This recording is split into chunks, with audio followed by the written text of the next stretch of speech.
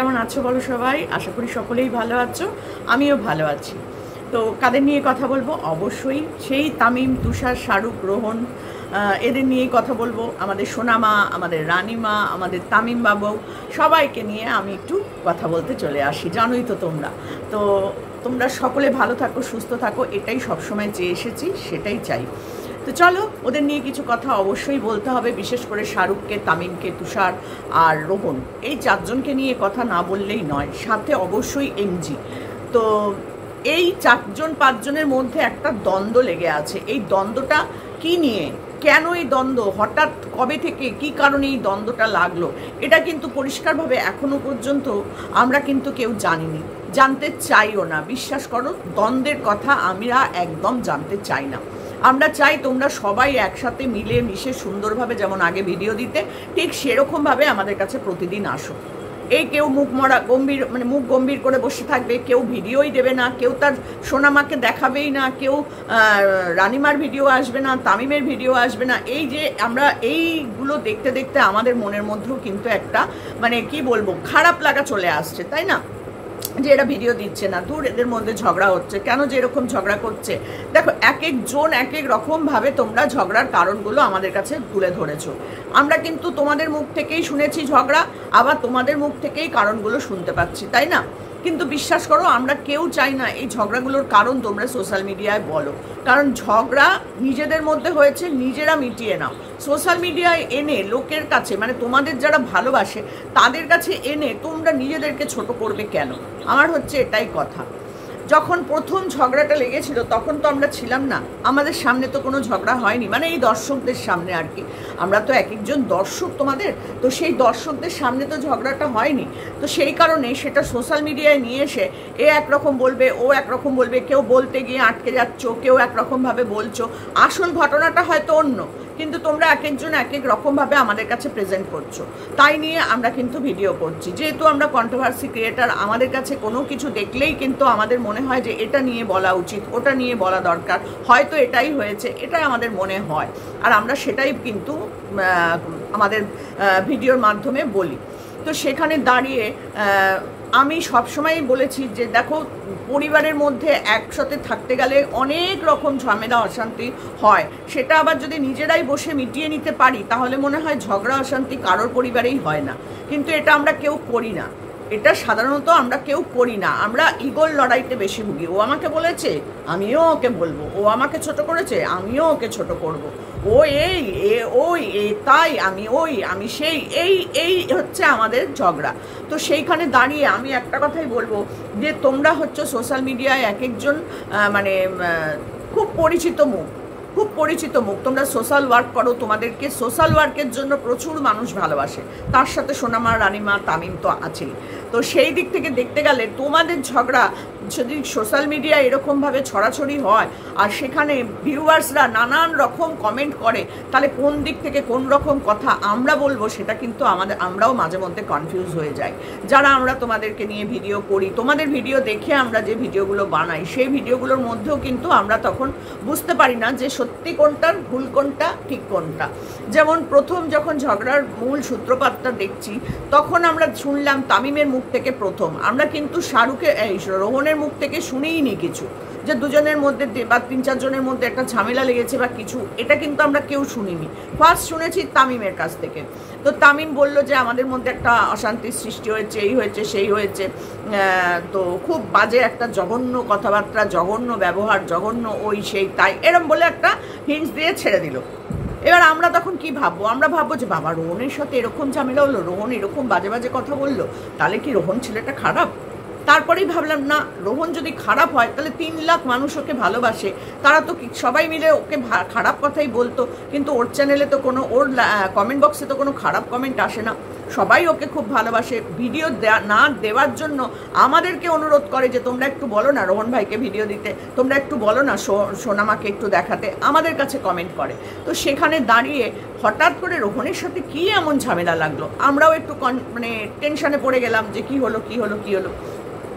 আবার বেশ কিছুদিন বাদে আবার দেখছি শাহরুখ একটা এমন কিছু বলল যেটা নিয়ে আমাদের মনের মধ্যে হলো, ও মা, এ আবার কি? সামান্য সোনামাকে নিয়ে এই রোহনের সাথে তামিমের ঝামেলা? তাহলে কি তামিম চাইছে, রোহন চাইছে না যে একটা মেয়ে অ্যাডপ্ট কেউ করুক? যেহেতু সেখানে সোনামা আছে, সোনামার ভিডিওর ভিউজ কমে যাবে বা ভালোবাসা কমে যাবে, তাই জন্য কি এদের মধ্যে ঝগড়া হলো মেয়েটাকে আনা নিয়ে? কারণ শাহরুখ আমাদের কাছে সেই বার্তাটাই পৌঁছেছিল যে সোনামাকে নিয়ে রোহনের সাথে তামিমের অশান্তি। ভাবো, আমাদের জায়গাটা আমাদেরকে বিবেচনা করে একবার তোমরা দেখো, যারা আমরা তোমাদের নিয়ে ভিডিও করি। বিশেষ করে আমি আমার কথাই বলছি, আমারটাই দেখো। তারপরে আবার 2-4 দিন পরে দেখছি রোহন বলছে যে না, এইসব কোনো ঝামেলা ঝগড়া নয়, আমাদের মধ্যে ঝগড়া হচ্ছে মাসুমাকে নিয়ে, যে মাসুমা এরকম কাজ করেছে, ওরা তামিম ওর তুষার ওরা এরকম কাজ করেছে যেটা আমি পছন্দ করিনি, ওকে বাড়িতে নিয়ে আসা আমার পছন্দ হয়নি। এটাও বলেছিলাম কোনো রকম গণ্ডগোল হলে আমি তোমাদের মধ্যে থাকবো না। এইসব নিয়ে আমাদের মধ্যে একটু ঝগড়া, ও 2-3 দিন বাদে আবার ঠিক হয়ে যাবে, এই হবে সেই হবে। শাহরুখের কাছ থেকে তামিমের কাছ থেকেও আমরা বারবার শুনছি ওটা আমাদের মধ্যে ঠিক হয়ে যাবে, ওটা আমাদের মধ্যে ঠিক হয়ে যাবে, কদিন বাদেই আমরা আবার ঠিক হয়ে যাব, মিলমিশ হয়ে যাবে, তখন আপনাদের কাছে জানাবো। তো এইরকম হিন্টসগুলো দেওয়ারই বা মানেটা কি? আমরা তো পরিষ্কার করে কখনোই কোনোদিন তোমাদের কাছ থেকে কোনো ঝামেলার কথা শুনতে পেয়েছি কি? পাইনি। কখনো এটা শুনেছি, কখনো ওটা শুনেছি। লাস্ট শুনলাম শাহরুখের মুখে যেটা, সেটা হচ্ছে যে এমজি ভাইকে নিয়ে একটা অশান্তি তোমাদের মধ্যে হয়েছে। তুমি তখন সবে শুরু করেছিলে, মানে শাহরুখ, আদার্স যারা আছে তুষার, তামিম আর রোহন, এমজি, এই 4জনের মধ্যে একটা অশান্তির সৃষ্টি হয়েছে। এটা এমজি একটা ছোট হিন্টস কিন্তু আমাদের দিয়ে গেছিল। কারণ এমজি যখন ওই নার্সিংহোম থেকে একটা না দুটো ভিডিও করেছিল, তখন কিন্তু বলেছিল যে এই পরিবার নিয়ে কথা বলেছিল, বন্ধুদের নিয়ে কিছু কথাবার্তা বলেছিল। তখনই কিন্তু আমরা একটু বুঝেছিলাম যে হয়তো বন্ধুদের সাথে কোনো একটা অশান্তি চলছে। তো যাই হোক, আমরা তখন কিন্তু একটা দিকে ফোকাস করেছিলাম যে এমজি তার পরিবারকে ফিরে পেয়েছে। এই যে একটা অসহায় মুহূর্ত, একটা কি বলবো, একটা বিপদের মধ্যে পড়ে সে তার পরিবারকে ফিরে পেয়েছে, এটাও তো আমাদের কাছে খুশির খবর ছিল, তাই না? তো সেখানে দাঁড়িয়ে তোমরা যারা এমজি ভাইকে নিজেদের টাকা পয়সা খরচ করে, ওই রকম অবস্থায় মৃত্যু পথযাত্রী ছিল সেই সময় এমজি, সেই সময় তার পরিবার তাকে ছেড়ে দিয়ে চলে গেছিল, কিন্তু তোমরা বন্ধুরা সবাই মিলে একজোট হয়ে টাকা পয়সা জোগাড় করে, কিউআর কোড দিয়ে এই করে ওই করে যেভাবে হোক তোমরা টাকা পয়সা জোগাড় করে, নিজেদের টাকা পয়সা খরচ করে তোমরা এমজিকে নিয়ে চলে গেছিলে ভেলোরেই তো গেছিলে মনে হয় খুব সম্ভবত। তো যাই হোক, চেন্নাই না ভেলোর কোথায় যেন গেছিলো, আমার মনে পড়ে না নামটা মতো। তো সেখানে গিয়ে কিডনি ট্রান্সপ্লান্টের মতো একটা বড় অপারেশন করিয়ে নিয়ে তারপরে অনেক টাকা পয়সা খরচ করে, এমনকি সোনামাকে ছেড়ে দিয়ে রোহন রোজা চলাকালীন ওইখানে না খেয়ে না দিয়ে থেকে এসেছে। তো এই রকম বন্ধু কতজন পায়? এমজির কপাল সত্যিই খুব ভালো বলে এরকম বন্ধু পেয়েছিল। আমরা তো এরকম বন্ধু আজ এই বুড়ি হয়ে গেলাম এখনো পর্যন্ত তো পেলাম না। সব স্বার্থপর বন্ধু বান্ধব পেয়ে এসেছি সারা জীবন, নিজেদের স্বার্থ ফুরিয়ে গেছে, চলে গেছে। যতক্ষণ সোমাকে প্রয়োজন মনে হয়েছে, মানে আমি আমার নাম দিয়ে বলছি, মনে হয়েছে ততদিন ব্যবহার করে নিয়েছে, তারপর যখন মিটে গেছে আর খোঁজ খবরই রাখে না, আমি বেঁচে আছি না মরে গেছি, না অসুস্থ, না খেতে পাচ্ছি, না ভালো আছি, কিছুই খোঁজ খবর নেয় না। এরকম সব বন্ধু বান্ধব পেয়েছি। আবার এরকমও বন্ধু পেয়েছি যারা প্রতিদিন আমার খোঁজ খবর নেয়। এই ইউটিউবে এসে এমন অনেক মানুষজনকে পেয়েছি যারা প্রতিদিন আমার খোঁজ খবর নেয়। জানটি তুমি খেয়েছো, দিদি তুমি খেয়েছো, ডাক্তার দেখিয়েছো, ওষুধ খেয়েছো, কি রান্না করলে, শরীর ঠিক আছে তো? এগুলো হচ্ছে কপাল, জানো তো, এগুলো হচ্ছে কপাল। তো সেই রকম এমজির কপালও ভীষণ ভালো ছিল বলেই এই রকম সব বন্ধু বান্ধবকে পেয়েছে। তাও কোথা থেকে? সোশ্যাল মিডিয়া থেকেই পেয়েছে। তো যাই হোক, সমস্ত বন্ধুদেরকে এত ভালোভাবে তোমরা মিলে মিশেছিলে, এমজির জন্য তোমাদের যে নিজেদের আত্মত্যাগ, এটা তো আমরা কোনোদিন ভুলতে পারবো না। আবার এই এমজিকে নিয়েই তোমাদের মধ্যে বিচ্ছেদ, এটাও আমরা মানতে পারবো না। বিশ্বাস করো, এমজির কাছে তোমরা যাচ্ছ না, সেটা আমরা দেখতে পাচ্ছি। এমজিকে তামিমের বাড়িতে যখন ছিল তখন সবাই এসে দেখে গেছো, সেট ভিডিওটাও আমরা দেখেছি, খুবই ভালো লেগেছে। দেখো এমজির পাশে এরা কি সুন্দর করে আছে। এমজিকে ওখান থেকে নিয়ে আসা, তাকে মালা দিয়ে ফুল দিয়ে বরণ করা, তার একটা সুস্থ জীবন কামনা করা, এগুলোও আমরা যেমন দেখেছি। এখন আবার তোমাদের মধ্যে কোনো দেখা সাক্ষাৎ নেই, কোনো মিলমিশ নেই, এটাও আমরা দেখছি। আমাদের খারাপ লাগছে। আমরা সবসময় তোমাদের এক ফ্রেমে দেখতেই কিন্তু পছন্দ করি। তো সেখান থেকে আজকে ও মন খারাপ হয়ে একটা ভিডিও দিচ্ছে, এ মন খারাপ হয়ে তার ভিডিওই দিচ্ছে না, আমরা বঞ্চিত হচ্ছি তোমাদের ভিডিও থেকে। এটাই হচ্ছে মেন কাজ। তোমরা যে কাজগুলো করো সেই কাজগুলো আমাদের কাছে সত্যি অনুপ্রেরণা দেয়, অনুপ্রেরণা দেয়। কারণ কালকেই তোমরা কি সুন্দর লিসান আর রোহন একজন বয়স্ক ভদ্রমহিলার জন্য যেভাবে তোমরা মানে পাশে দাঁড়ালে, সেটা সত্যি মানে কি বলবো, এক কথায় অসাধারণ, যেটা মানে স্বাভাবিক ছেলেরা করতে পারবে না। তোমরা কথা দিয়ে এসেছো, তার ঘরটাও তোমরা তৈরি করে দেবে, টাকা দিয়ে তাকে একটু সাহায্য করে এসেছো। ভদ্রমহিলার কান্না, সত্যি অত বয়স্ক মহিলার কান্না দেখে আমারও চোখ দিয়ে জল বেরোচ্ছিল, বিশ্বাস করো। কারণ আমিও তো একা থাকি, আমারও মনে হয় যে আমার পাশে যদি এরকম দুটো ছেলে থাকতো হয়তো আমি এত কষ্ট পেতাম না। কখনো কখনো সত্যি খুব খারাপ লাগে, জানো তো, একা একা থাকি তো, তখন মনে হয় যে এরকম দুটো ছেলে আমার পাশে থাকতো। এই যে ডাক্তার দেখাতে যাই যখন, তখন একা একা যাই। আমার তো দুটো মেয়ে, তাদের বিয়ে হয়ে গেছে, তারা তাদের শ্বশুর বাড়িতে আছে, তারা তাদের সংসার নিয়ে ব্যস্ত। তো আমার জন্য করে না যে তা কখনোই বলবো না, তারা নিশ্চয়ই করে। কিন্তু তবুও দুটো ছেলে যদি আমার এই পাশে থাকতো, এই রোহন, তামিম, তুষার, শাহরুখ, এদের মতন চারটে ছেলে আমার পাশে থাকতো, আমি বোধহয় কখনো চিন্তা করতাম না যে আমার কি হবে, আমার কি হবে। তো বিশ্বাস করো আমার কিন্তু খুব ভয়ও লাগে এক এক সময়। কিন্তু তোমরা এইরকমভাবে অসহায় মানুষের পাশে থাকো না, সত্যি আমি তোমাদেরকে 2 হাত তুলে আশীর্বাদ করি, সব সময় 2 হাত তুলে আশীর্বাদ করি। আর ভাবি যে আমার নাম্বারটা তোমাদের কাছে পৌঁছে দেবো, যে যদি আমার কখনো কোনো কিছুর প্রয়োজন হয় তাহলে আমি সবার আগে তোমাদেরকেই খবর দেবো। কারণ তোমাদের এই কাজগুলো সত্যি প্রশংসার মতন। এখানে অনেক মানুষ আছে হয়তো ফোন করলে আসবে বা আসবেই না, বা ফোনই ধরবে না। মানুষ তো কত রকম হয় জানোই, পরিবারের লোকই মুখ তুলে তাকায় না, দেখে না, তো পাড়ার লোককে আর কি ভরসা করব। কিন্তু তোমাদের ওপর চোখ বুজে ভরসা করা যায়, এরকমই মানুষ তোমরা।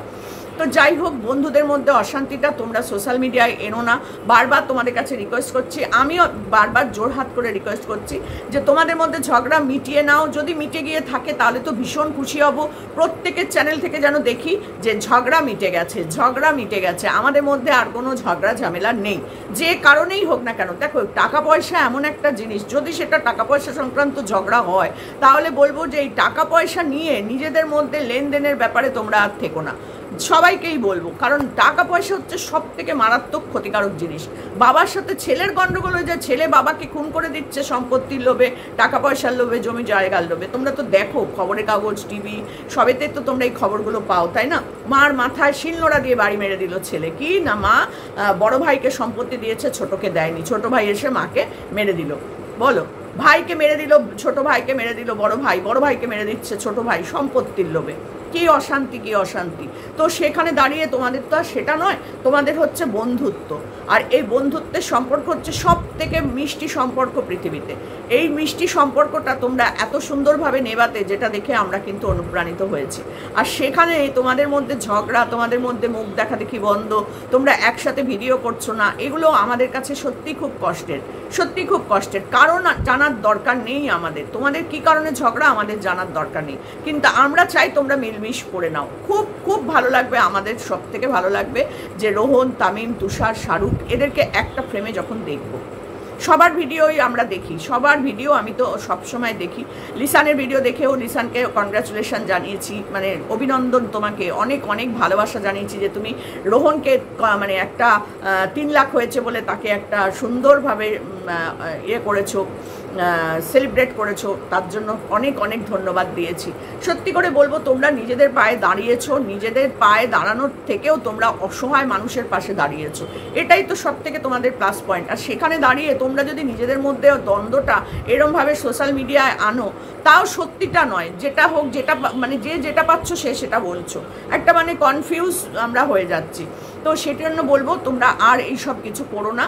দেখো, শাহরুখও নতুন এসেছে, লিজানও নতুন এসেছে, রোহন, তামিম, তুষার হয়তো পুরনো। তুষারের তো কোনো ভিডিও দেখতেই পাচ্ছি না, অঙ্কুশের কোনো কিছু আমরা জানতেও পাচ্ছি না।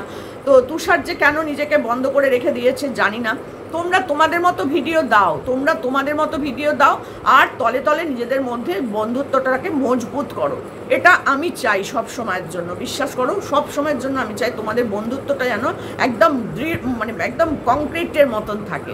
মজবুত একদম ওই যে অম্বুজা সিমেন্টের মতো একদম বন্ধুত্বটাকে মজবুত করো, যাতে কেউ এসে বলতে না পারে ওই রোহন তো ওরকম ছেলে, তামিম তো ওরকম, তুষার তো ওরকম, শাহরুখ তো ওরকম, এগুলো যেন কেউ বলতে না পারে। আর বললে আমরা তো আছি, তার সাথে সাথে তোমরা সবাই মিলে তাকে বলতে পারো যে দাদা বা ভাই এটা এরকম না, আমরা এই জিনিসটা এইভাবে বলেছি, ওই জিনিসটাকে এইভাবে বোঝাতে চেয়েছি, স্পষ্ট কথায় স্পষ্টভাবে বুঝিয়ে দেবে, কোনো অসুবিধা নেই। আর আমরা তোমাদের সবাইকে এক প্রেমে যতদিন না দেখতে পাচ্ছি ততদিন শান্তি পাচ্ছি না, মোটে শান্তি পাচ্ছি না। যাই হোক, ঝগড়াঝাটি মিটিয়ে একসাথে হয়ে একটা ভিডিও দিও, যেটা দেখলে আমরা অন্তত শান্তি পাবো। বিশ্বাস করো, এই যে সোনামার ভিডিও, সেই লিসানের ব্লগে একটুখানি দেখলাম, গাঁদা ফুলের মালা পরে কেক কাটাকাটি খাওয়া খাই দেখলাম, ব্যাস। তারপর দুদিন ধরে আর কোনো সোনামাকে দেখতে পাচ্ছি না। বলো, এগুলো কি আমরা চাই? আমরা এগুলো চাই না। আমরা চাই তোমাদের ভিডিও প্রতিদিন আসুক, সোনামার দৌড়াদৌড়ি, হাসাহাসি, সাজগোজ, সোনামার ওই অ্যান্টেনা মার্কা চুলবাদা, এই সবগুলো দেখলে আমাদের মনটা ভালো থাকে। আর শাহরুখের কাছে সোনামা, এই রানিমা, আমি যে কি ভালোবাসি শাহরুখের কাছে। রানিমা যখন থাকে আমার মনটা ভরে যায়, যে রানিমা অন্তত কান্না করছে না, তামিমের কাছে গেলেই প্যাঁ প্যাঁ প্যাঁ প্যাঁ করে কান্না। কালকেও একটা ভিডিওতে দেখেছি যেখানে রানিমাকে অনেক চেষ্টা করছে তামিম মানে থামানোর, কিন্তু না, সেই রোহনের কাছে গিয়েই কিন্তু ও চুপ করলো। তার মানে ওর রোহনকেই কিন্তু পছন্দ করে। তো আমিও একটা ভিডিওতে বলেছিলাম যে রোহন তুমি নিয়ে নাও আমাদের সোনামাকে, এই রানিমাকে, তাহলে অন্য কারোর কাছে দিতে হবে না, আমরা রানিমার ভিডিও প্রতিদিন দেখতে পাবো। তুমি সেখানে আমার ভিডিওতে এসে কমেন্ট করে গেছিলে। তো দেখা যাক, বন্ধুদের মধ্যে ঝামেলা অশান্তি না করে মিলমিশ করে সবাই মিলে ভালো থাকো, আর আমরাও ভালো থাকি তোমাদের সাথে সাথে। কারণ তোমাদের নিয়ে নেগেটিভ ভিডিও করতে আমার অন্তত ভীষণ খারাপ লাগে, কারণ কাউকে দোষ দেবো, কাউকে ভালো বলবো, এটা কিন্তু আমি চাই না। আমি চাই তোমাদের দোষ ত্রুটি তোমরা নিজেরাই সমাধান করে নাও। আমরা কেন করবো? আমরা তো ভিউয়ার্স, আমরা তো খারাপ কথা বলতেই পারি, কিন্তু তোমাদেরকে নিয়ে খারাপ কথা আমরা বলবো কেন? সেই জায়গাটা তোমরা আমাদের দিও না।